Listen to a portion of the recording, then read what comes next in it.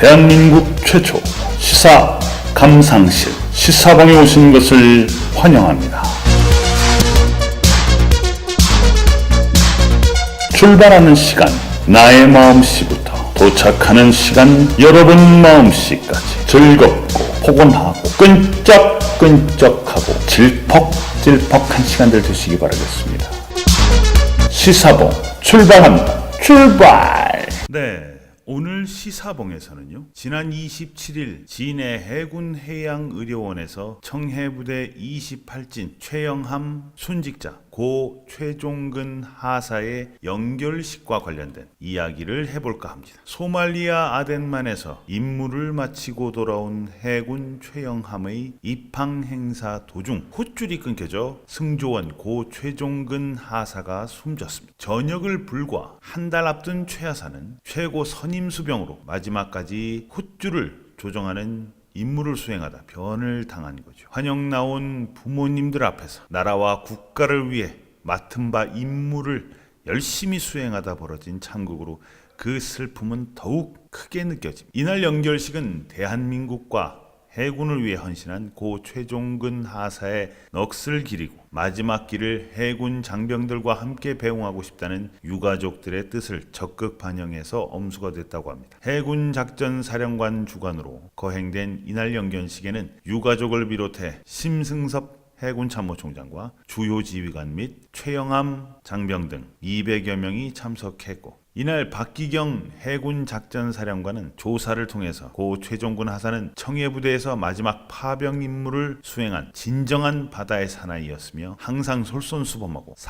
상하급자들로부터 신망이 두터웠던 모범적인 장병이었다면서 이제는 세상에서 부여된 군인으로서의 임무를 종료하고 영원히 평화롭고 잔잔한 바다에서 가장 멋진 평온의 항해를 하라고 고인의 마지막 가는 길에 작별의 격려를 했습니다. 또 최종근 하사와 최영함에서 함께했던 동기생 송강민 병장은 훈련소 때부터 파병을 가고 싶다며 같이 공부했었고 이병 생활부터 파병까지 함께 해왔는데 너의 빈자리가 너무 크게만 느껴진다면서 너는 절대 힘들어하는 모습을 보인 적이 없던 강한 동기였고 동기생들에게 형과 같이 조언을 해주며 솔선수범하며 이끌고 우리들에게 항상 힘이 되는 존재였다면서 너가 사랑하는 이들과 함께하지 못한 시간과 펼쳐보지 못한 꿈은 여기에 남겨두고 부디 하늘나라에 가서 영원히 행복하길 간절히 기원한다며 고인을 추모했습니다. 영결식 종료 후에 고인의 영현은 생사고락을 함께했던 최영함 장병들의 도열 속에서 운구차로 이송이 됐고 국립대전현충원에서 안장식이 거행됐습니다. 근데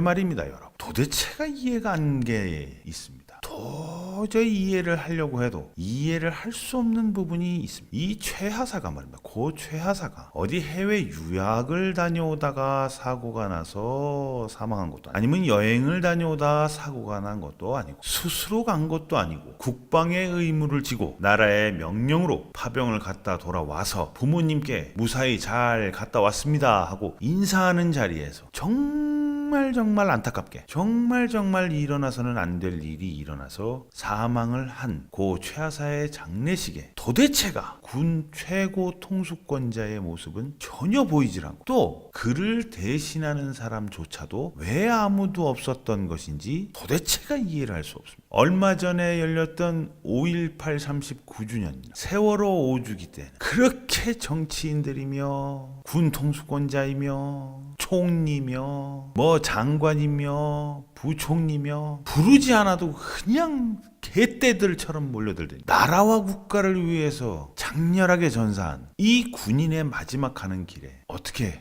이럴 수가 있는지 참 이해가 되질 않습니다. 우리가 보통 세계 군 통수권자 중에는 나라를 위해서 희생한 군인을 직접 찾아서 조문하는 경우가 많습니다. 전혀 예상치 못했던 군 통수권자의 등장, 해외 토픽으로도 많이 나오죠. 더구나 우리처럼 남과 북이 적이 서로 대치를 하고 세계 유일의 분단 국가인 우리나라는 안보가 최우선인데, 아니 어떻게 공수부대를 나오셨다는 군 통수권자께서 이번에도 조화만 보냈다고 합니다. 그리고 굵은 보이스로 눈물을 글썽이면서 재발 방지 대책과 진상규명을 그렇게나 외쳐드셨던 총리도 이번에 그 모습은 보이진 않았습니다. 이 문재인 정권의 군 희생자 홀대는 한두 번이 아닙니다. 여러분 기억하시죠? 2018년도 해병대 기동 헬기 마리논 추락 사고로 5명이 순직했을 때도 연결식 직전까지 조문 인사를 청와대는 보내지 않았습니다. 그리고 문재인 대통령은 작년에 이어서 올해도 북한의 서해 도발로 순국한 우리 장병들을 추모하는 서해 수호의 날 기념식에도 불참을 했습니다. 군 통수권자가 나라를 위해서 장렬히 순직한 군인들에게 어떻게 이럴 수가 있습니까? 또 북한 때문입니까? 또 그 북한의 북핵 때문인 겁니까? 아직까지 아무것도 정해진 거 없고 결정난 거 없고 그들은 도리어 아직도 빵빵빵빵 미사일을 쏴대는 이 와중에 군 통수권자라는 사람이 순직 용사들에게만 이렇게 인색한 걸 보면 잘도 김정은이가 역시 우리 문재인 대통령이 하면서 몸과 마음을 바쳐서 대화에 응할 거라고 보십니까? 만약 그렇게 생각을 하신다 그러면 그냥